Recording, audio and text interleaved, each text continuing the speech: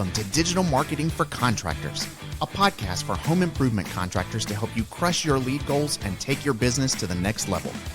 Join us each episode as we give you powerful insights and practical tips on the best digital marketing strategies to help you grow your home improvement business. Let's get started.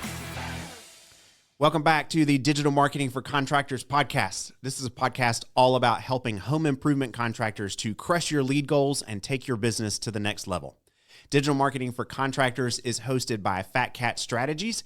We're a digital marketing agency based out of Raleigh, North Carolina. My name is Don, and I'm one of the account managers here at Fat Cat. And today, I'm very excited because I'm being joined by one of our team members who works in content marketing at Fat Cat. Sarah Rose Spann is here with me. Say hi.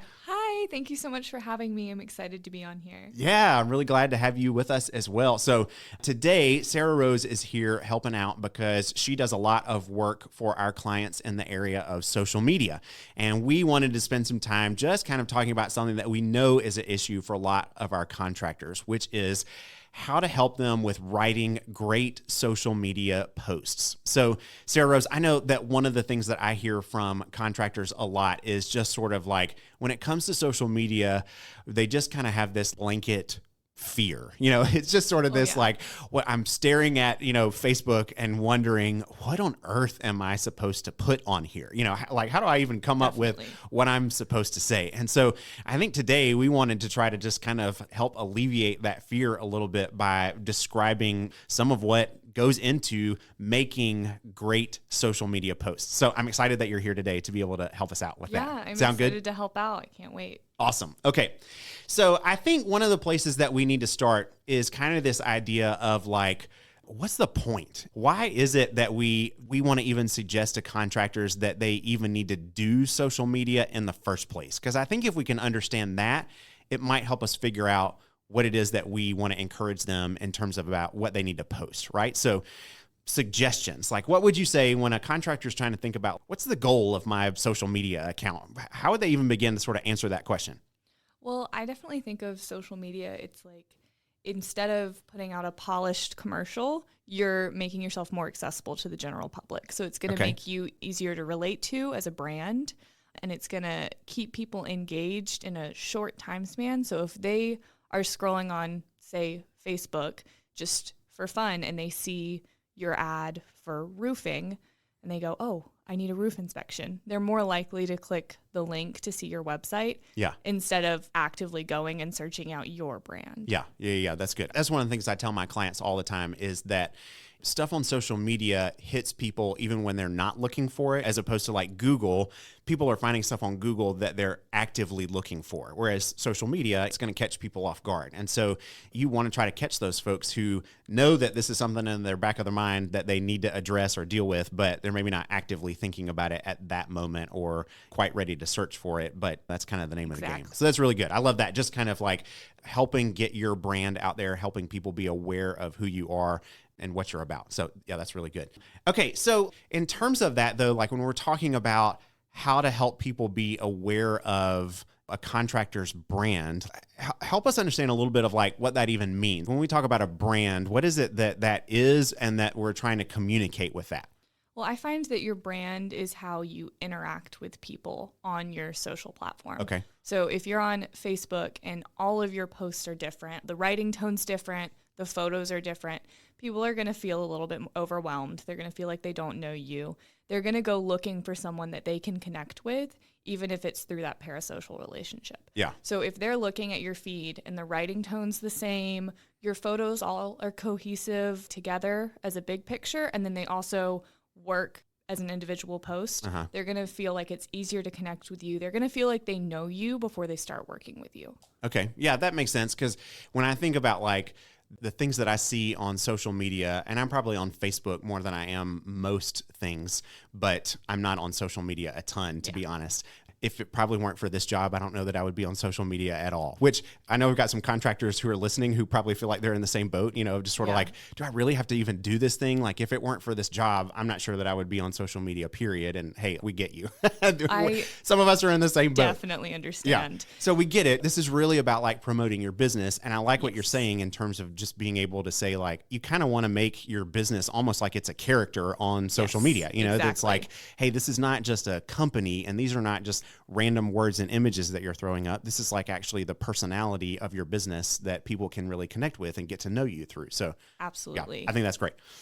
Okay. So some of the things that I try to describe to clients as sort of like the purpose or the goal for their social media is helping them understand why people would use social media as it relates to a contractor business in the first place. One of the things, and we've talked about this on a different episode, I think actually episode number 2, if people want to go back and look at it, has to do with why should you do social media in the first place. But one of the things that we talk about on that episode is the idea that social media for contractors usually isn't about generating leads. Now, you might run ads on social media that's for the sake of generating leads, but when we're talking about just making a post on Facebook or Instagram, it's not usually about leads. It has more to do with, like you said, building awareness of your company, but I think it also has to do with building trustworthiness. So, a lot of just kind of like the way that people use social media today has to do with, if I'm thinking about making a purchase, and for our contractors, we're dealing with customers who are talking about making really big purchases. So if I'm thinking about making a big purchase, I'm not going to do that quickly with just any company that I kind of randomly found on the internet. I'm probably doing some research to find out, is this company legitimate? Can I trust them? Do they have work that I can see that they've done that I have a pretty good idea that that's going to happen? Let's talk about that a little bit and just kind of say like what goes into the idea of building trustworthiness in your brand. If you're trying to kind of establish yourself as a trustworthy contractor on social media, how do you even think about that? I would start by just maybe doing staff highlights or showing projects that you've previously worked on. If you can get those clients to interact with you on your social media page, say Instagram, Facebook, whichever one it is, if you can get them to interact and say, oh, this is my house, like I loved it, y'all did such a great job, even in a comment, it's going to make people feel more comfortable with reaching out to you. Yeah, that kind of brings up a really good question for me, and one that I think I get from contractors a lot is, how much interaction should a contractor actually expect to be getting on social media? And if they're not getting a lot, is that a bad thing? What's normal in terms of what we would call engagement? How many people are following you? How many people are liking you? How many people are making comments on your posts? Yeah. How much attention should a contractor be paying to that? Well, I mean, it really depends on, one, how long your brand has been on social media, because you can't expect first weekend be getting any engagement. People need to find you first. Yeah. And then second, also, how big is your brand? If you're a small local contractor who doesn't work on huge projects, you're probably not going to get as much interaction. But if you're like larger, like we have a client who does luxury homes in Raleigh, they get a ton of content interaction. Yeah. But they've also been established as a brand on social media and just as a company in general for many years. So people know the name. So you have to kind of be patient with it and work your way up. But we have some clients who I check their messaging and replies, and they have 20 replies every couple days. And then we have some clients who have 2. Yeah. And neither one's better or worse. It's just there's a lot of factors at play. Right. That's good. Yeah, I've told some of my clients who probably are on that lower side of that engagement scale to just say like, hey, that's just not the stage where your social media brand is at, and that's totally okay. What most people are looking to you for on social media is to see that A, you exist, your company is actually in business. You have a pulse. Right, exactly. B, that you do good work. They want to see examples of the kind of work that you do. And C, maybe to find some reviews that they can sort of look at, like what kinds of experiences have other people had with this company. So none of that requires that you have anybody following you or commenting on your post or liking anything. You can control all of that yourself. So whether or not you're getting a lot of engagement doesn't necessarily matter. But over time, kind of like you're saying, as your brand grows, you ought to see some of that stuff start to increase. And that's really good and shows that you've kind of got a loyal following developing around your brand. Exactly. And that's a really positive thing, but it's not necessary for you to be successful with the way you're using social media. Absolutely not. It is definitely a marathon, not a sprint. You have to be really patient with it, especially if you're trying to market on Instagram, their algorithm is changing how their system pushes out posts and who sees it. It changes about every 2 months. Oh, yeah. So real helpful. So you have to kind of keep up with that. There's no right or wrong way to do it. The best way is to just start. Yeah, that's a really good tip. Okay, so let's shift gears then and then get a little more particular about actual posts. What goes into making great posts? If we know that we're trying to build brand awareness, we're trying to create a sense of trustworthiness and customer loyalty, and to just kind of show that, hey, we're out there and we do good work and other people have had good experiences with us. How should we think about what our posts need to say or look like, or things that we need to include in them? Walk us through some of the things that you think about when you're creating social media posts. The first thing that I always look for is a good photo, because when people are scrolling, they're not going to be reading every single caption they see. The thing that's going to draw them in at first is that photo that you've posted. Yeah, and you'd say that's true no matter what platform you're posting on. So Facebook, yes, Instagram, TikTok, LinkedIn, Pinterest, wherever you're putting stuff out there, start with the photo. Yes. Okay. It's like if you're searching for something and it's shiny, the shiny thing's going to catch your eye. So the shiny photo or the good photo is going to be what at first hooks people and draws them in. Then you want to follow it up with a well-written caption that's going to be informative and tell people what they're looking at. Okay. When you say a good photo, tell us what you mean through your eyes. What makes for a good photo on social media? Absolutely. So I have a couple criteria that I try to meet when I'm scheduling people's posts for the month. I try to find a photo that is not blurry. Thumbs, having fingers in photos. Oh, yeah. Big pet peeve of mine. It's so easy to take a photo without your thumb in it. You just have to think about it, which is the hard part. Our contractors know this because I know from talking to them that they see and get photos from their job crews all the time where somebody had their thumb over the lens. Exactly. It's just a shift in mindset. Because this is a recent development, the boom of social media and using it for marketing. Yeah. It's just kind of a switch in mindset. A lot of people don't think about using it for marketing. So they're like, oh, I'll just take a photo and it'll be fine. Right. But if the background's not clear, if you have debris you haven't cleaned up yet, if you're taking a photo of a bathroom and we can see you taking the photo in a mirror, probably not ideal. Yeah. I mean, unless you want to be shouted out, then go for it. Yeah. So that's good. But in terms of what kinds of images contractors need to look for, does that matter as much? Or how do they need to think about, okay, what sort of photos do we need to be posting in the first place? I always tend to gravitate towards the brands that have finished product photos. Okay. So once you've finished your project, say it's a new roof and it's really rainy, maybe see if someone can swing by another day when it's sunny out to take a photo. Okay. So that the focus is on the roof and not the weather as a whole. Yeah. You want to have one focus of your photo. Okay. So if you're taking a picture of a living room and there are toys everywhere and it is cluttered, maybe try to find a different angle where the focus is on, your build or the project you've done instead of the room as a whole. Yeah. So, okay, focusing on the work that you have done, trying to get the finished job for sure. Now, we do use a lot of before and after shots as well. And so those can be good if you've gotten a good picture before you start, an after shot that goes along with it. Not right after you've started. We have a lot of before and afters where there's ladders and there's people on the roof and they're like, this is the before. And I'm like, no, this is the during. Yeah, there you go. Yeah. So not during and after, but truly before and after. Yeah. So I've told that to contractors too, like, hey, just make it a part of your job site workflow. Absolutely. Like the first thing that you have your team do once they get onto the site, before they actually start bringing any equipment onto the site, take a photo. Do that as the first thing. Just make it a part of your normal rhythm. And then you've got it. It takes 20 seconds. And it takes, 30 days to build a habit. So for those first 30 days, it's probably going to be a little tough to remember. But if you're intentional about it, eventually it'll just be like, I'm taking a photo. And then once it's normal, you'll be really glad that it's normal because you've got all these great photos to be able to use. So yeah, that's fantastic. Okay. All right. So you said using a good image and then a caption to go along with it. So talk about that caption. What do we need to say in the caption? So usually, sometimes I'll be Googling summer puns, and I like to have a hook at the very beginning of the caption. It's entertaining, it's engaging, but then you want to have some information. Like if you're trying to promote a certain service you're doing, maybe just promote the service, don't include a hook, but you always want to have that call to action at the end. So what is this post trying to make your audience do? Or do you want them to go to your website? Do you want them to call you?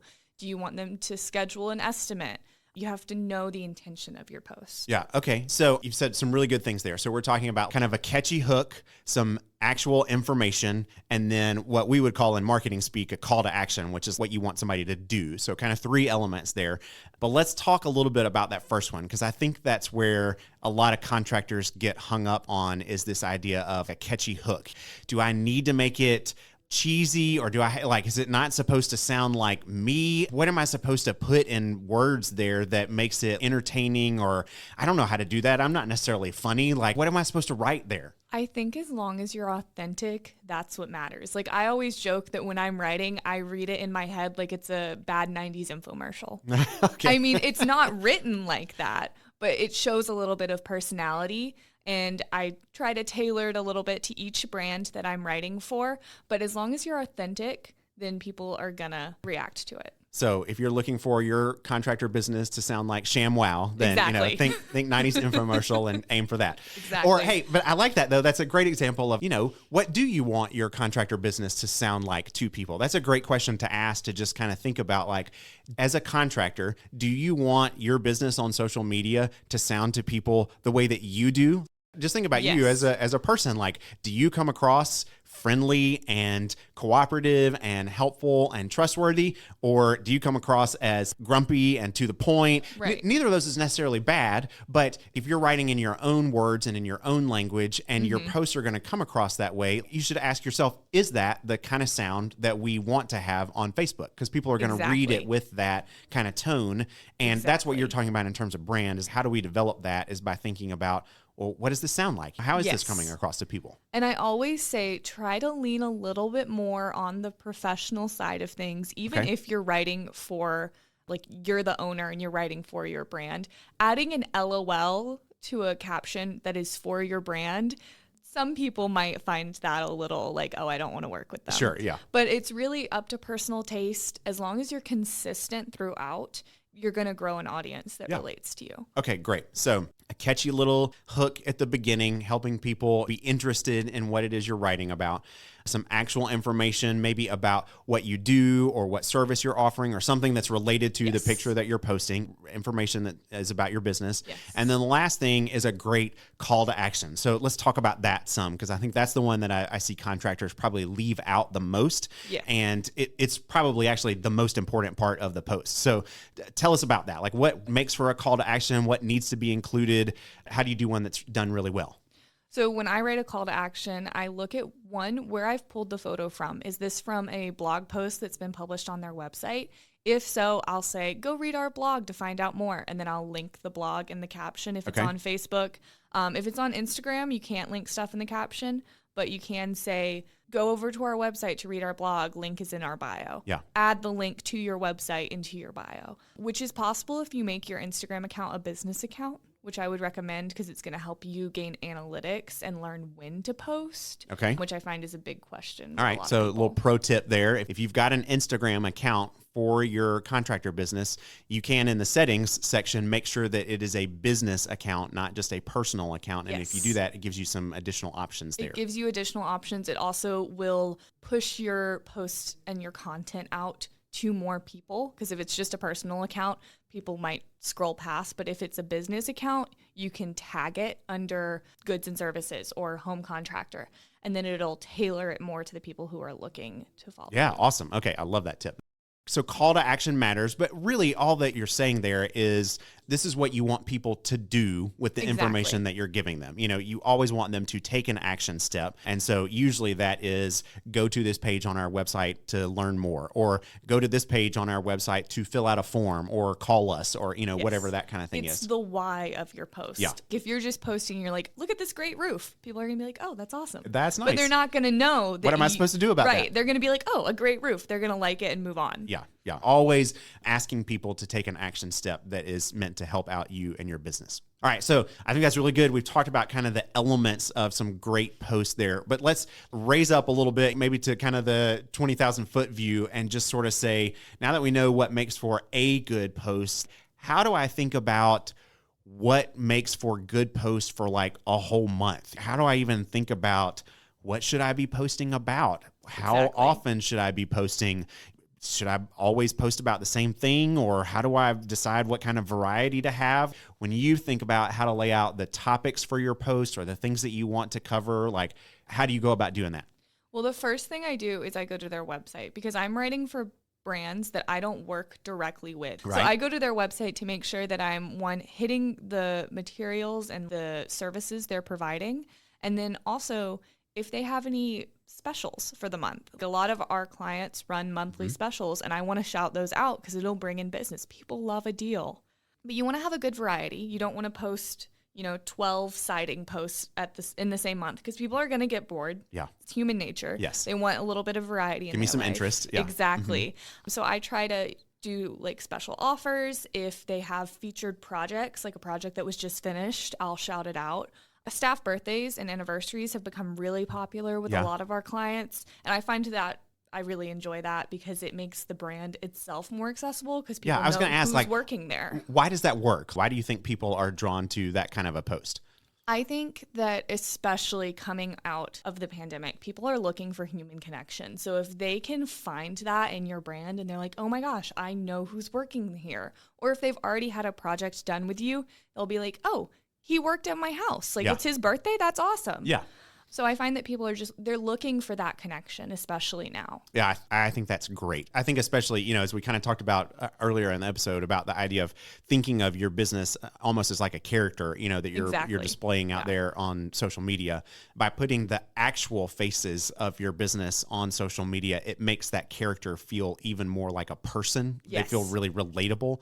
Especially. And I think that, as you're saying, I think that's what people are really looking for right now. Especially if you're a home contractor, people are having you come to their house. They're going to want to know who's coming to their house. Yeah, absolutely. Well, and I think too, just most of the contractors that we work with are local contractors. Exactly. They serve one service area. And sometimes they're in competition with these bigger like national or regional brands who can sometimes kind of feel like just big conglomerate corporations. And I think this is a way that local contractors can kind of get a leg up on those bigger companies is by feeling like a local, personal, we're your neighbor, we're easy to get to know, we're real people, kind of thing. Exactly. I think that creates real connection. And you're right. Like that does a lot for people to say, oh, I think I could trust them. That goes a long way there. So that's great. And those bigger companies with 10,000 people, they try to do this. They do the same thing. But it's not as effective because they can't always shout out their 10,000 employees. Yeah, can't have a birthday, 10,000 times. Yeah. So that makes sense. That's great.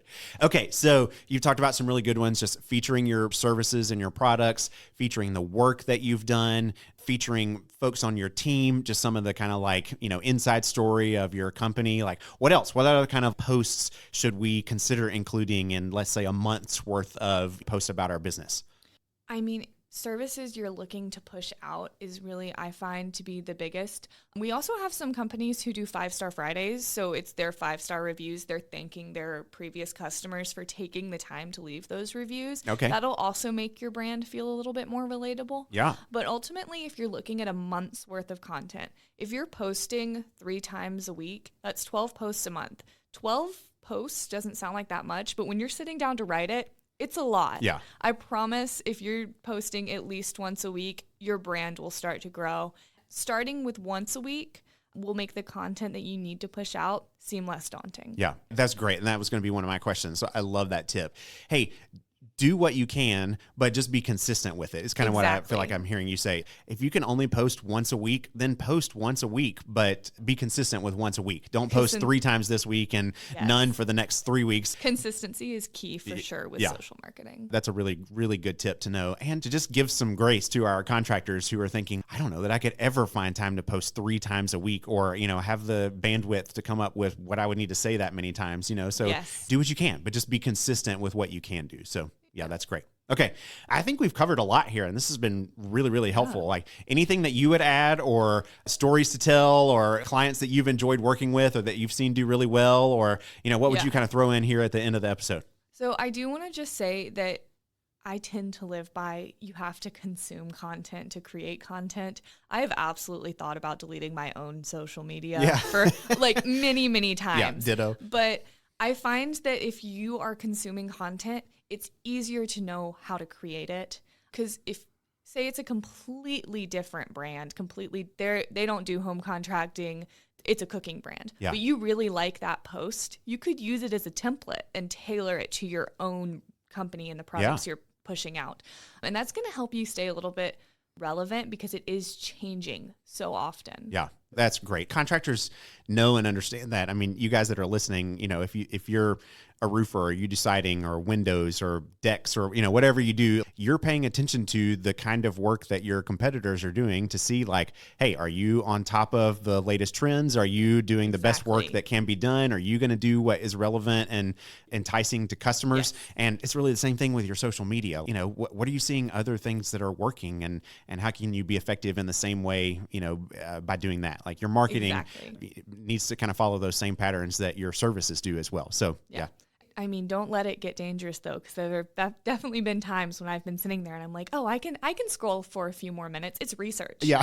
So you can definitely use it to justify spending time on social media. You can fall down that rabbit hole be a little fast. careful about that. Okay, all good. Yeah, that's helpful. Well, Sarah Rose, this is a fantastic conversation. Thank you for just helping us out here. If you are a contractor and you're listening to this conversation and you're thinking, man, I know that my social media marketing really needs some attention and I just don't feel like I have the time or the bandwidth to be able to give it the attention that it does, we would love to help you out. So if you're interested in talking to us at Fat Cat Strategies, you can go to fatcatstrategies.com/call to schedule a call with us. And we would love to talk to you about your social media plan and how we might develop a customized game plan for you to crush your lead goals and take your business to the next level. Again, that's fatcatstrategies.com/call. That's it for today on Digital Marketing for Contractors. Thanks for being with us, and we look forward to talking to you next time. We'll see you then. Digital Marketing for Contractors is created by Fat Cat Strategies. For more information, visit fatcatstrategies.com.